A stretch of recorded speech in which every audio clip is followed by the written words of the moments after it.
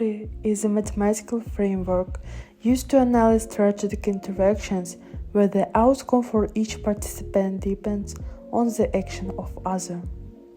Initially developed by John von Neumann and Oscar Morgenstern in 1944, game theory has been applied extensively in economics, politics, and military strategy. One of its fundamental concepts is the Nash equilibrium, introduced by John Nash, which explains how rational actors reach a stable state where no player has an incentive to unilaterally change their strategy. This paper explores game theory's relevance in international relations, particularly through a unique case study, the Cuban Missile Crisis, demonstrating strategic decision-making in high-stakes diplomacy. Fundamental of game theory. Game theory involves multiple players making decisions that impact each other. It consists of various types of games including zero-sum games. One player's gain is another loss, for example, military conflicts. Non-zero-sum games. Cooperation can lead to mutually beneficial outcomes, for example, trade agreements. Prisoner's dilemma. A scenario where two parties may not cooperate even if it benefits them. Nash equilibrium.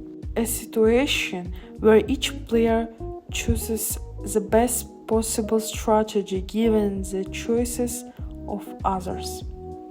These models help explain how nations' strategies in diplomacy, security, and economic negotiations.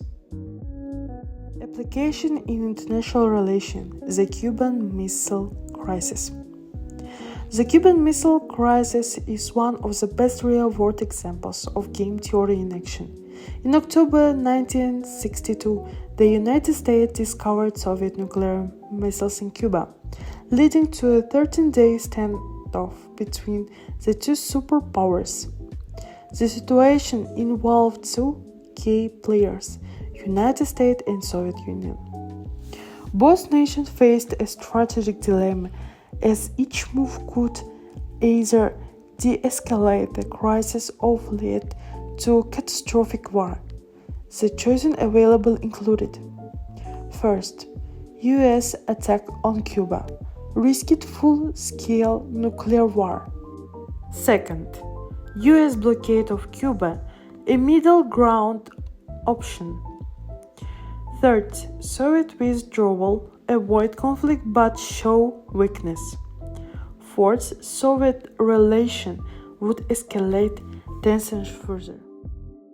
Kennedy's decision to implement a naval blockade instead of direct military action forced the Soviets to either escalate or negotiate.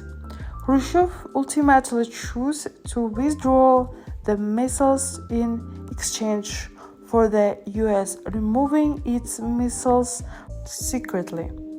This outcome represented a form of Nash equilibrium where both parties found a mutually acceptable resolution without either gaining absolute victory. Lessons from game theory in diplomacy. The Cuban Missile Crisis exemplifies several principles of game theory. Rational decision making. Both sides calculated risk and avoided extreme options. Strategic communication. Signaling intentions through diplomatic messages. Commitment mechanism. The naval blockade signaled firm U.S. resolve while leaving room for negotiation. Mutual deterrence, highlighting the code of war led both parties to cooperate. Modern implication of game theory. Game theory continues to influence modern international relations in areas such as nuclear deterrence. The concept of mutually assured destruction (MAD) is based on Nash equilibrium. Trade wars. Countries impose tariffs while predicting retaliatory measures. Alliance and treaties. Nations join coalitions based on strategic payoffs. Cybersecurity. Countries adopt preemptive and retaliatory cyber strategies. Game theory provides a powerful tool for analyzing strategic decision-making in international relations. The Cuban Missile Crisis demonstrates how rational actors navigate high-stakes situations using game theoretic principles. By understanding these models, policymakers can better anticipate adversaries' actions and craft strategies that maximize national interest while minimizing risks.